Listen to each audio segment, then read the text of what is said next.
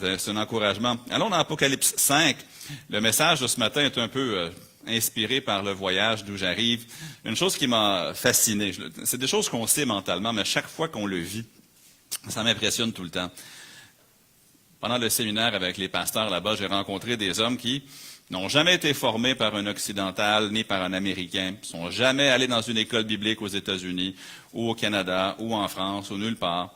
Et parfois, ils ont à peu près jamais quitté leur région du pays, mais ils croient exactement ce que nous croyons.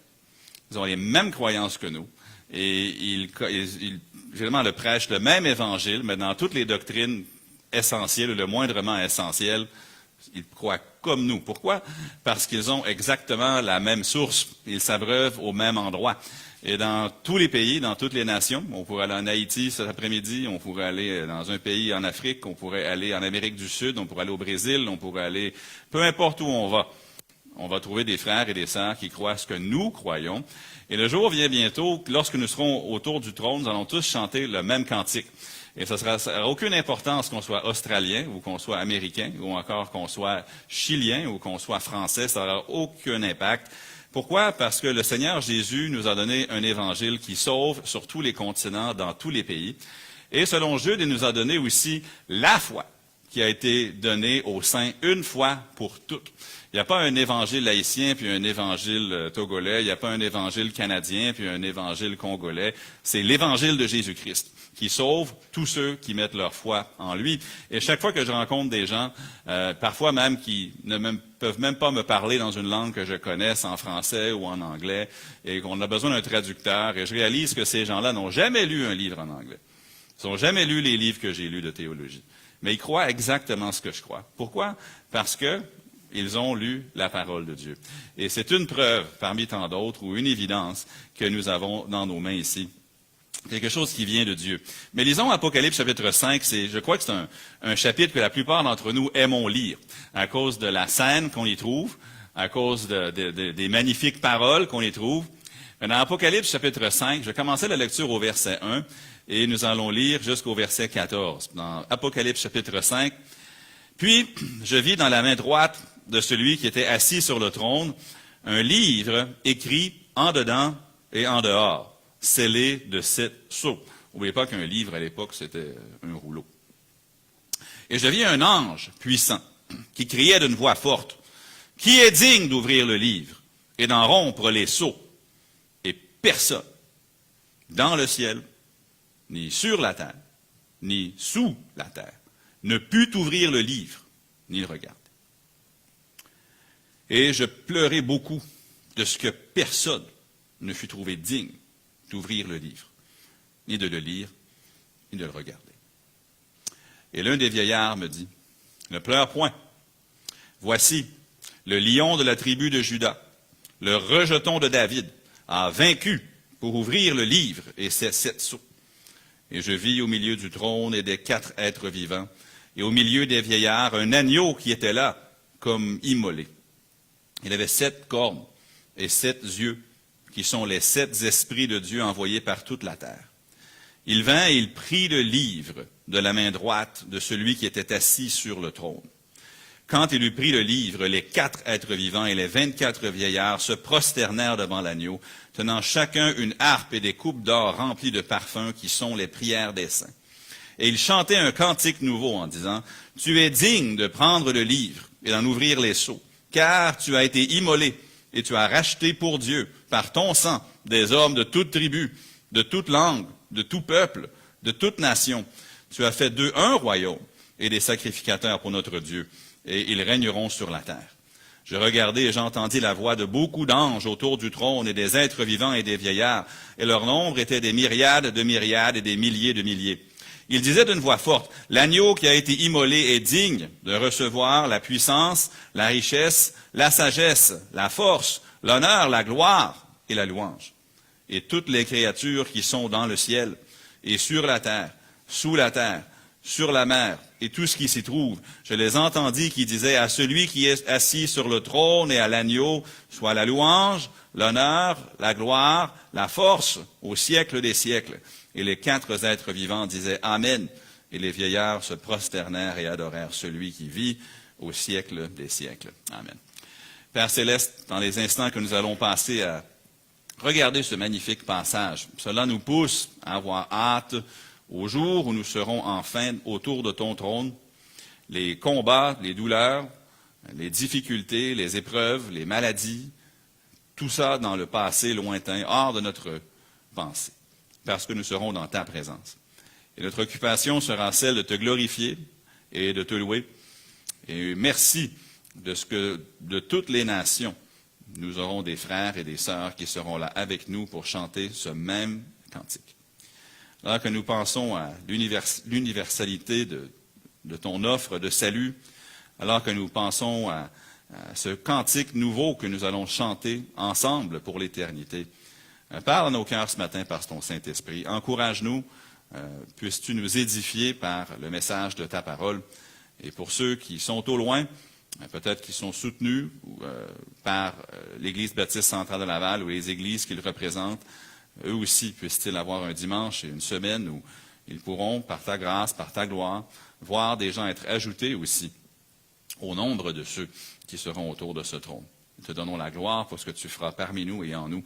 Je le prie dans le nom du Seigneur Jésus-Christ. Amen. Parfois, on utilise l'expression « un cantique nouveau » pour parler de musique ici sur Terre. C'est correct. On va dire « Ah, depuis que je suis venu à Jésus, mes goûts musicaux ont changé. Avant, j'avais de la musique seulement pour me divertir, mais maintenant, j'ai de la musique pour m'édifier. » Vous savez, la musique chrétienne, c'est différent de la musique du monde. Parce que, pour plusieurs raisons, puis un jour, ça sera bon de faire une étude plus détaillée sur le quoi, le pourquoi, le comment, le non, le oui de la musique chrétienne. Mais pour ce matin, je veux juste dire, nous, en tant que chrétiens, nous ne chantons pas pour passer le temps. Nous chantons pour nous entretenir, pour nous bâtir, pour nous édifier, mais nous nous préparons pour le jour où nous allons chanter, c'est un cantique en particulier, sans doute des cantiques, mais dans notre passage, un cantique en particulier que nous allons chanter dans l'éternité. Le cantique nouveau, c'est pas seulement le fait que quand je suis sauvé, je chante la nouvelle musique, c'est pas seulement ça. Un cantique nouveau, c'est vraiment le cantique que nous allons chanter dans la gloire, dans la présence du Seigneur. Quel est ce cantique nouveau? De quoi parle ce cantique? Est-ce qu'on peut le chanter déjà aujourd'hui? Et sinon, nous le chanterons certainement dans l'éternité. Maintenant, on pourrait donner un nombre à peu près infini de raisons pour lesquelles nous pouvons et voulons honorer Christ. Mais le sujet, dans le texte, nous trouvons un sujet précis. C'est le sujet du cantique nouveau. Il y a un sujet précis à ce cantique qui est chanté au ciel, c'est l'enlèvement de l'Église. Et aujourd'hui, on chante des cantiques dans diverses langues. Probablement que, comme M. Franco aime écouter la musique en portugais, peut-être que vous aimez écouter de la musique dans une autre langue. Dimanche dernier, j'étais chez un des frères à l'église à Lomé, frère Paul, et puis les adolescents m'ont demandé si je savais chanter. J'ai dit non. J'ai dit, j'ai déjà chanté dans mon jeune temps, mais comme ils ne me considèrent pas encore vieux, j'ai été pris pour chanter 2 chansons en solo, une en suédois. Et puis là, ils voulaient m'entendre chanter en suédois. Mais là, vous savez, c'est les mêmes vérités en suédois qu'en français. C'est les mêmes vérités en portugais qu'en créole. On pourrait faire le tour. Mais vous savez, le cantique que nous allons chanter au ciel a une thématique. Il a un thème. Je ne sais pas quelle langue nous allons chanter, dans laquelle ça va être chanté, mais je sais ceci. Je sais que nous allons le chanter ensemble, à l'unisson, de toutes les tribus, de toutes les nations et de tous les peuples. Et le cantique nouveau, au moins les paroles, nous sont données dans ces versets. Je ne sais pas si vous avez mémorisé les cantiques qu'on chante des fois. Ce matin, la plupart des cantiques que nous avons chantés, comme on dit, parfois, j'aurais pu les chanter les yeux fermés. Je n'avais pas tellement besoin de l'écran. Je n'avais pas tellement besoin d'un cahier de cantiques parce qu'on les a tellement chantés, je les ai appris par cœur au fil du temps. Mais il y a un cantique ici, si vous voulez l'apprendre par cœur à l'avance, parce que ça dit qu'on va le chanter au ciel. Maintenant, ici, je sais que peut-être qu'il y a des gens ici sur Terre qui ont décidé de mettre une mélodie à ces paroles-là. Mais ce matin, je ne pourrais pas vous enseigner la mélodie de ce cantique-là. On va la découvrir quand on va être au ciel. Mais les paroles nous sont données ici dans Apocalypse chapitre 5. Et remarquez ce que ça dit. Il chantait un cantique nouveau au verset 9 en disant « Tu es digne de prendre le livre et d'en ouvrir les sceaux, car tu as été immolé et tu as racheté pour Dieu, par ton sang, des hommes de toute tribu et de toute langue et de tout peuple, et de toute nation, tu as fait d'eux un royaume et des sacrificateurs pour notre Dieu, et ils régneront sur la terre. Remarquez avec moi, le premier thème ici, c'est l'honneur de l'agneau. Vous savez, lorsqu'on rencontre des frères et des sœurs d'une autre culture, d'un autre pays, des fois, on ne peut pas trop, il n'y a pas beaucoup de sujets de conversation naturelle parce qu'on a peu de choses en commun, on ne mange pas les mêmes choses, on n'a pas vécu les mêmes expériences, on ne vit pas au même endroit, parfois on ne parle pas la même langue, mais vous savez, si vous voulez trouver un sujet de conversation qui va aller à merveille, parlez du Seigneur Jésus. Parce que le Seigneur Jésus, il est le sujet des chrétiens dans tous les pays. Il est le sujet et le cantique ici, le cantique nouveau que nous allons chanter tous ensemble au ciel, il commence avec les mots « Tu es digne ». Tu es digne. Ceux qui sont au ciel sont unis dans la louange à cause d'une unité qui est provoquée par le Seigneur Jésus-Christ. Nous allons tous être là pour une raison, à cause du Seigneur Jésus-Christ. Nous ne serons pas là à cause de nous, nous ne serons pas là à cause du pays d'où nous venons, nous ne serons pas là à cause des accomplissements d'une civilisation ou une autre, nous serons là pour une seule raison, c'est que nous avons été rachetés par le sang de Jésus-Christ. Et même si je ne connais pas encore la mélodie du cantique, j'en connais les paroles. La semaine passée, honnêtement, au Togo, c'était le contraire. Des fois, je connaissais très bien la mélodie, mais je ne comprenais pas les paroles. Ils chantaient en évé, puis moi, malheureusement, je ne comprends pas l'évé, sauf maintenant, je sais deux mots. Je sais deux mots en évé. Je sais le mot qui va, ça veut dire viens, il faut l'inverser. Puis ensuite, Joe, ça veut dire va. Mais à part de ça, je ne sais pas trop grand-chose. Mais je ne comprenais pas les mots. Mais je chantais en français, parfois, pas trop fort pour ne pas déranger. Ou en anglais, des fois, si je ne connaissais pas le cantique en français, pas trop fort pour ne pas distraire. Mais je reconnaissais la mélodie sans pour autant comprendre les paroles. Mais vous savez, ici, on a l'inverse dans Apocalypse 5. On a les paroles, on attend juste d'avoir la mélodie. On attend juste d'avoir les notes qui vont nous être fournies lorsqu'on sera au ciel. Mais nous avons devant nous un cantique. Et vous voulez l'apprendre, les paroles, elles sont là dans les versets 9 et le verset 10. Mais ensuite, après ce nouveau cantique, remarquez aussi que le reste de la création prend le relais au verset 12. C'est-à-dire, il y avait des myriades d'anges au verset 12 qui criaient d'une voix forte. Ils disaient, remarquez qu'eux, ils n'ont pas chanté, eux, ils ont juste parlé. C'est seulement ceux qui sont rachetés qui chantent. Les autres qui sont des anges, ils parlent. Ils n'ont pas de chant. Ils ont quelque chose à dire, mais ils n'ont pas de chant.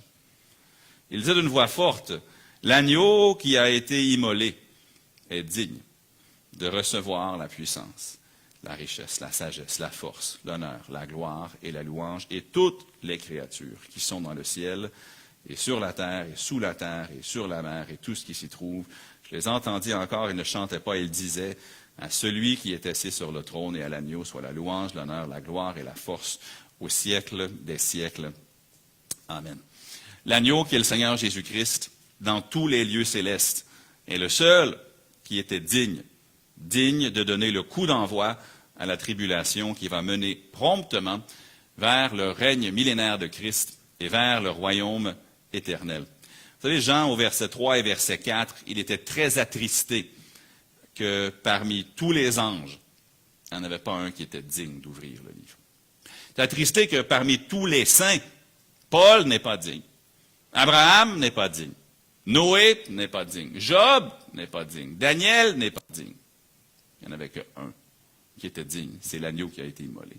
Parmi tous les saints qui sont glorifiés déjà, même parmi tous ceux qui étaient encore sur la terre, n'étaient pas dignes, mais le lion de la tribu de Juda, le rejeton de David, Jésus-Christ, Dieu fait homme, Fils de Dieu, Fils de l'homme, lui, il est digne, puis il s'avance, puis il prend de la main du Père le livre et la louange explose avant même qu'il n'ouvre le premier sceau, parce que c'est un cantique qui nous parle de l'honneur de l'agneau, mais deuxièmement aussi de l'œuvre de l'agneau. Dans les versets 9 et 10 encore, oui, tu es digne de le prendre, le livre. Tu es digne d'en ouvrir les sceaux, mais remarquez le mot « car ». Jésus a fait quelque chose qui fait qu'il est digne d'ouvrir le livre. Premièrement, il a été immolé. Il a été immolé, car tu es digne, car tu as été immolé. À peu près toutes les cultures dans le monde croient à immoler quelque chose. À peu près toutes les cultures, vendredi soir, j'étais dans un quartier dans la région de Lomé, et puis on passe, le pasteur et moi on marchait, on était trop tôt pour l'église, et puis on marchait, puis on passe devant un bizarre bâtiment. Puis il me dit, ah non, ça c'est une maison de fétiche, ça c'est un temple de fétiche ici, ils font du spiritisme dans ça, de l'animisme. Vraiment, le bâtiment était vraiment étrange, et les gens qui gravitaient autour étaient un petit peu étranges aussi. Mais eux, ils croient à diverses choses. Si vous pouvez aller dans un autre endroit, ils vont faire d'autres genres de sacrifices. Parmi de tous les temps, les gens dans l'ancienneté, dans l'Antiquité, ils voulaient amadouer les dieux. Les Romains le faisaient, les Grecs le faisaient, les Aztèques le faisaient. Partout, les gens voulaient immoler quelque chose pour essayer de plaire à leurs esprits ou à leurs dieux. Pour d'autres, c'était de verser le sang des autres religions pour que leur religion soit démontrée comme étant la religion supérieure. Aujourd'hui, on vit dans un monde où ce sont les idées contraires aux nôtres qui doivent être détruites, qui doivent être immolées. Parfois, les gens arrivent à se détester tellement qu'ils vont s'immoler eux-mêmes.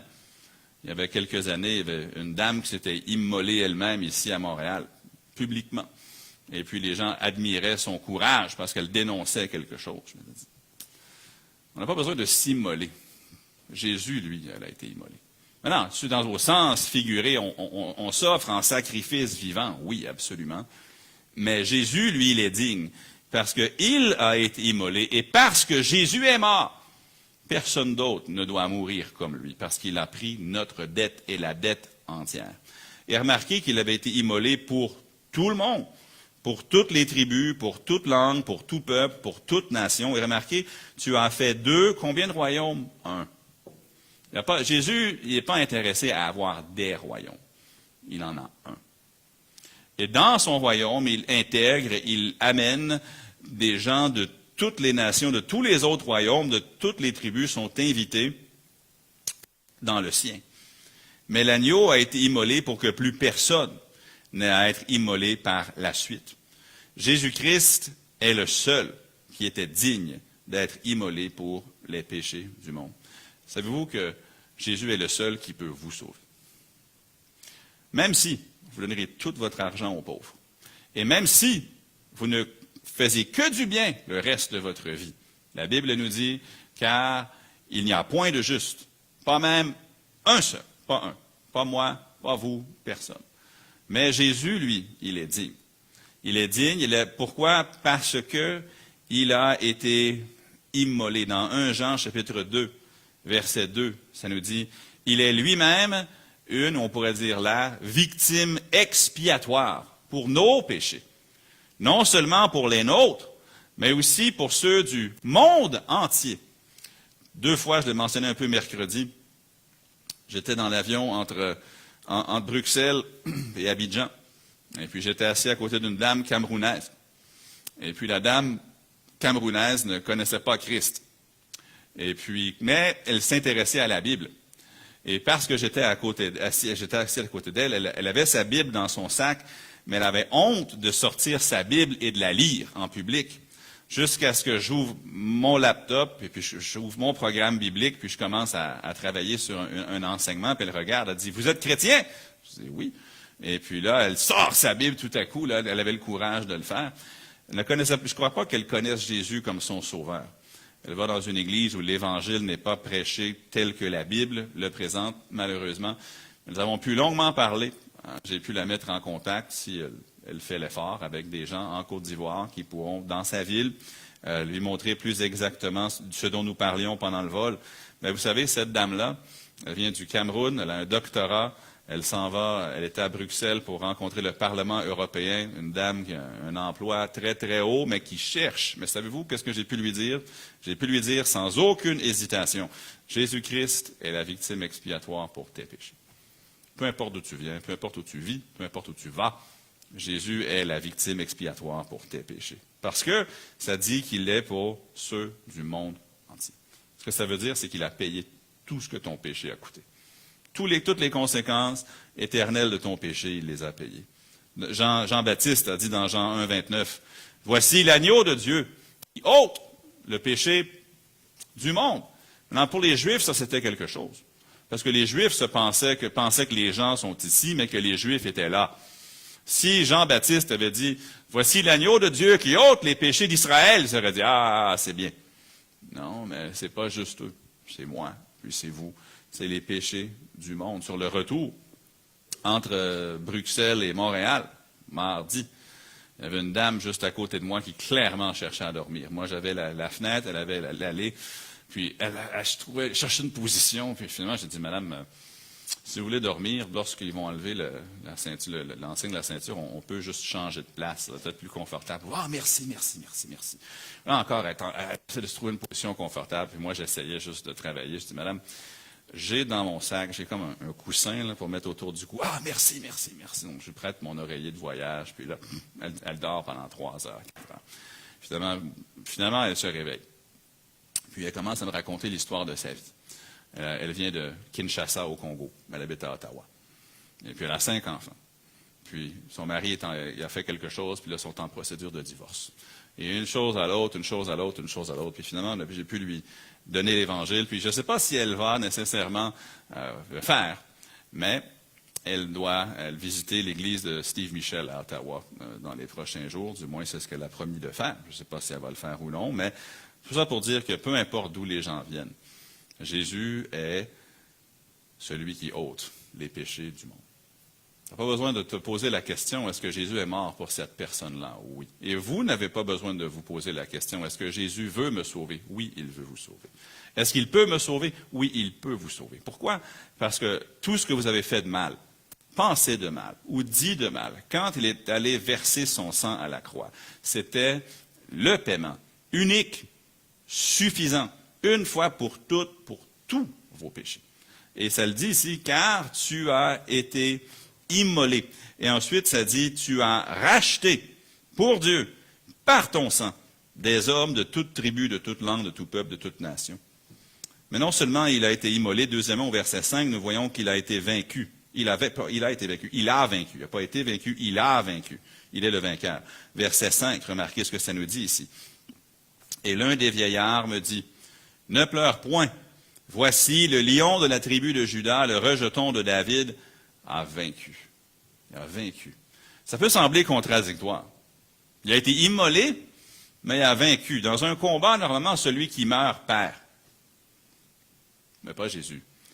Parce que Jésus, oui, il a été immolé, mais 3 jours plus tard, il est ressuscité. Et il a vaincu, il est le vainqueur. Le texte ne dit pas précisément sur quoi, Apocalypse 5. Mais la Bible, dans son ensemble, dans son entièreté, nous dit sur quoi Jésus est vainqueur. Et il est vainqueur surtout, et sa victoire s'applique à tous les continents, à tous les pays, à toutes les langues, à toutes les cultures. Sa victoire demeure la même. On pourrait donner plusieurs choses sur lesquelles Jésus est vainqueur, mais regardons-en quelques-unes seulement. Jean 16, le verset 33. « Je vous ai dit ces choses, afin que vous ayez la paix en moi. Vous aurez des tribulations dans le monde. Prenez courage, j'ai vaincu le monde. » Moi, j'aime pas trop lire les nouvelles de ce temps-ci, ça me décourage trop.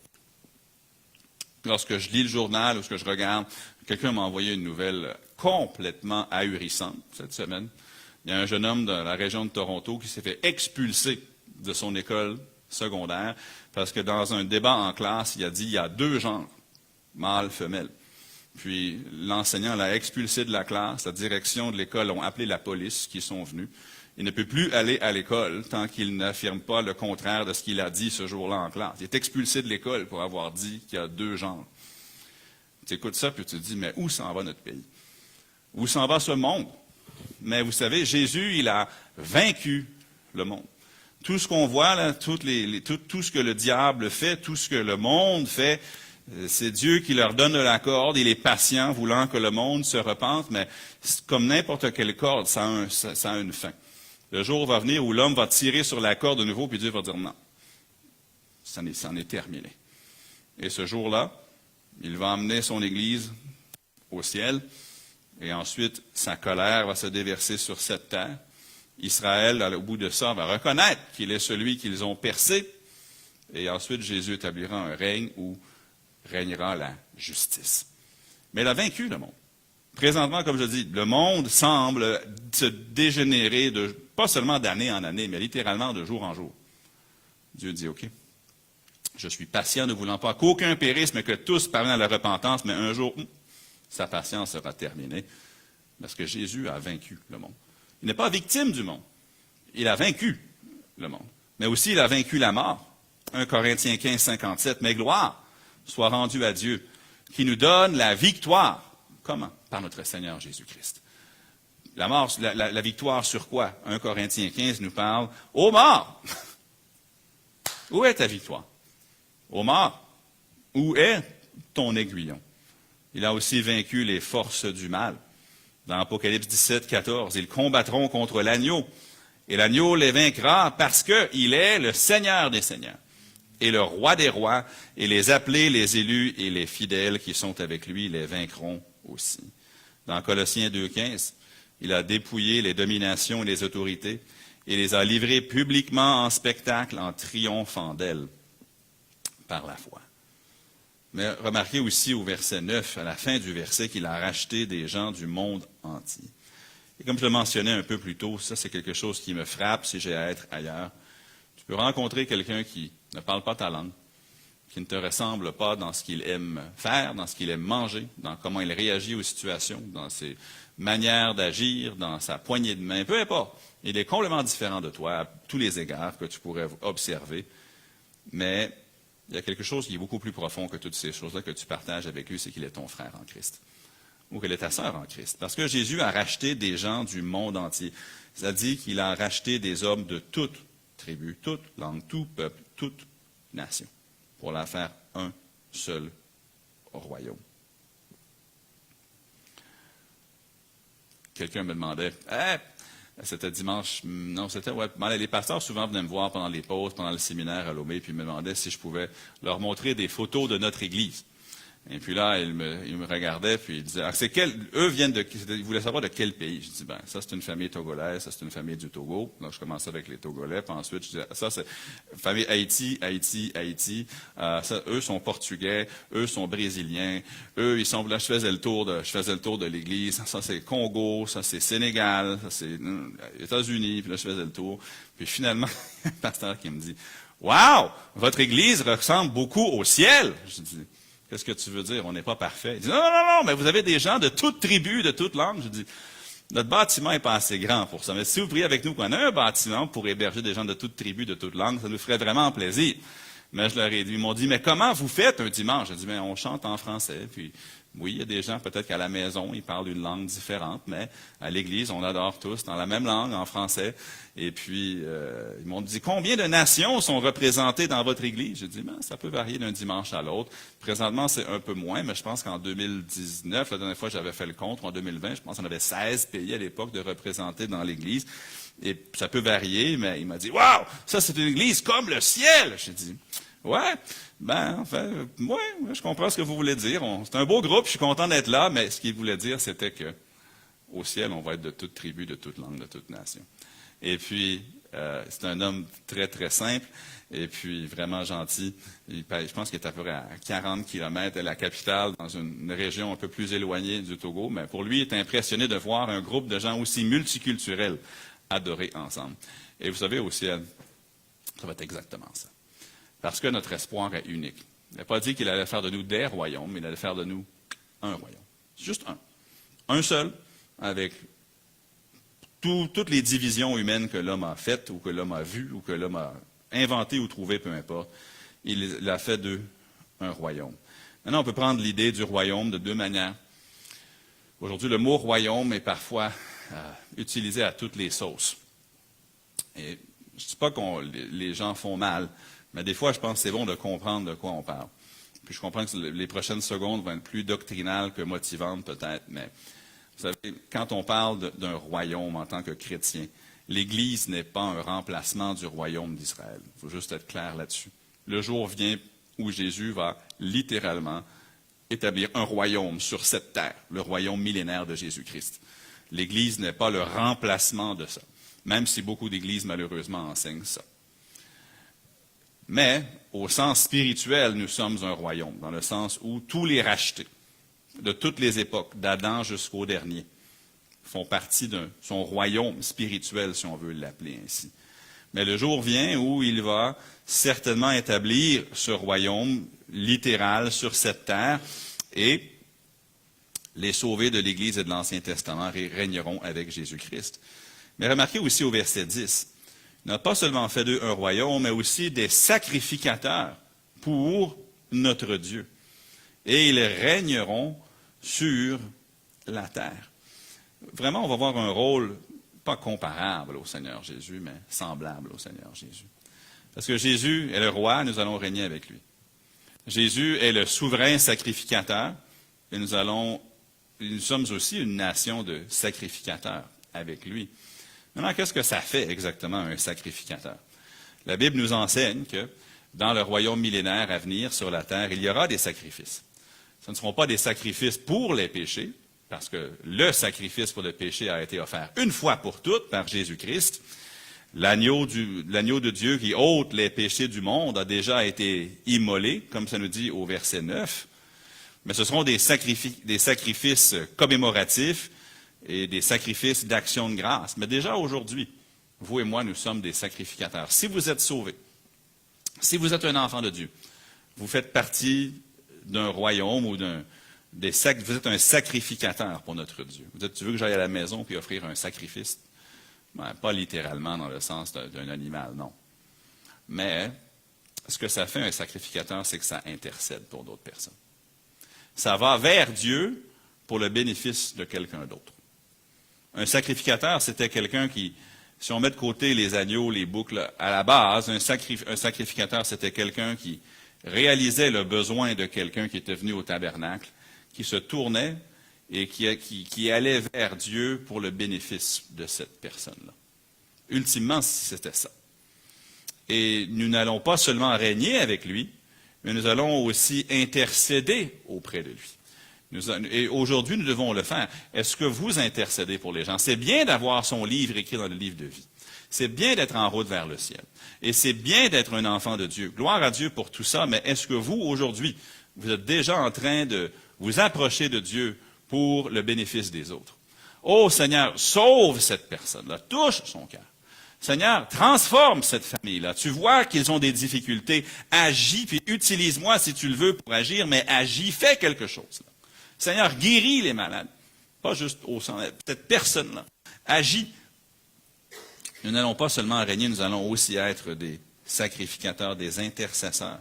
Maintenant, on n'a pas le temps ce matin, on pourrait aller dans des sacrifices que le Nouveau Testament nous demande d'offrir.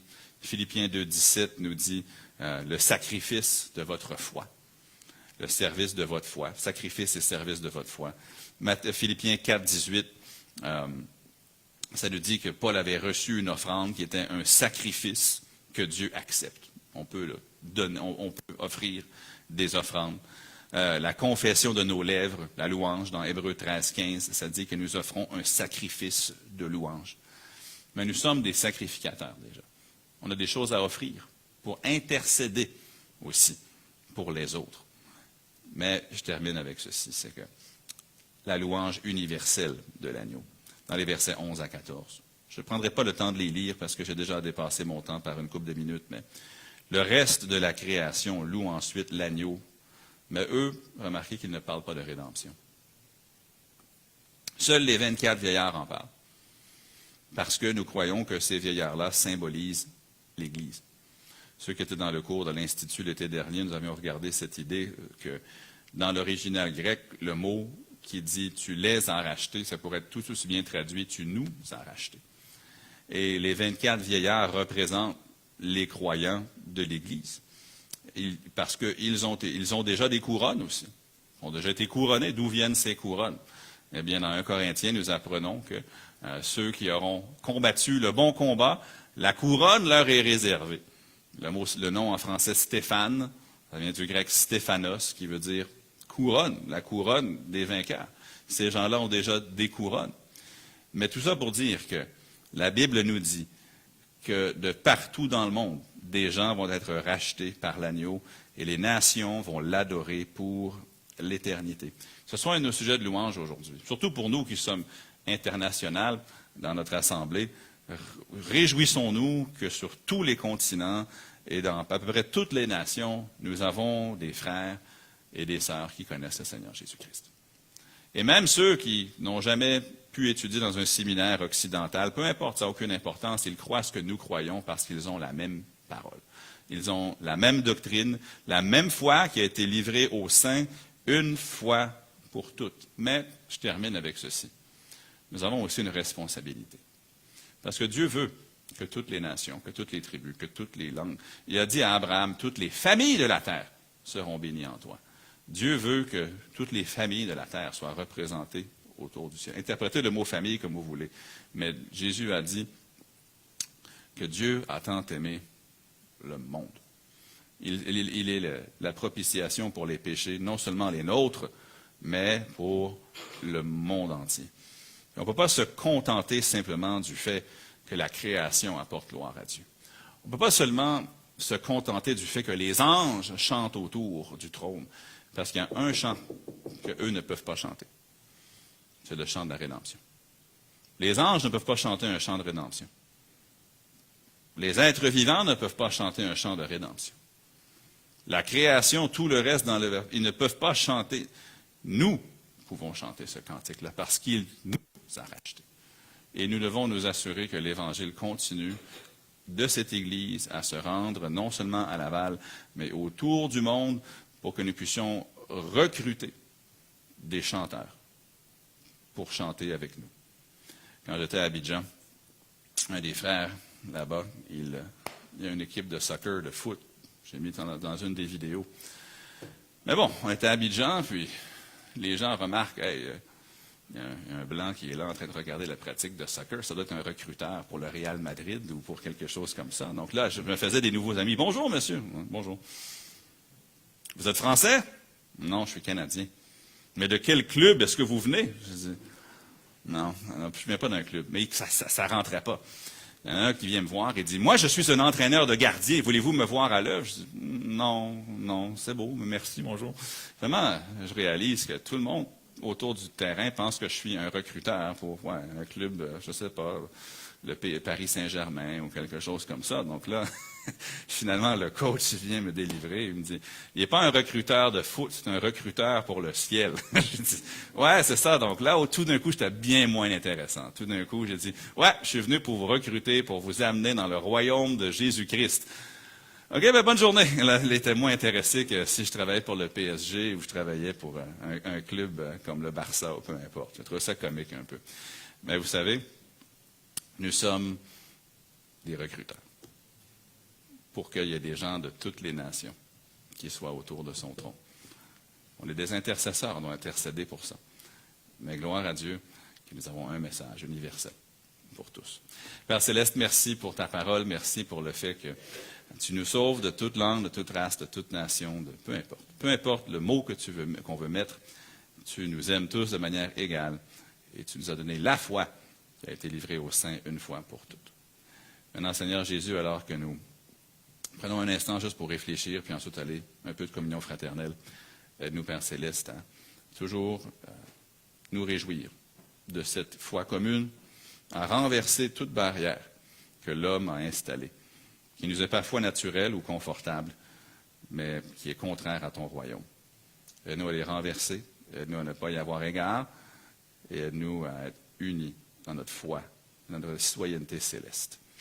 Et s'il y a quelqu'un à l'écoute, ou quelqu'un ici, en présence, qui jusqu'à aujourd'hui n'a jamais demandé à Jésus de pardonner leurs péchés, de faire d'eux une nouvelle créature, de faire d'eux ton enfant, puisse-t-il venir à Jésus. Et pour les autres, aide-nous à prendre ces choses à cœur pour intercéder et pour envoyer ton évangile aux nations. Sachant même que les nations sont venues à nous ici, à Laval, à Montréal. Nous ne devons pas aller loin pour évangéliser les nations. Quelques pas. Aide-nous à le faire. Je le prie dans le nom du Seigneur Jésus. Amen.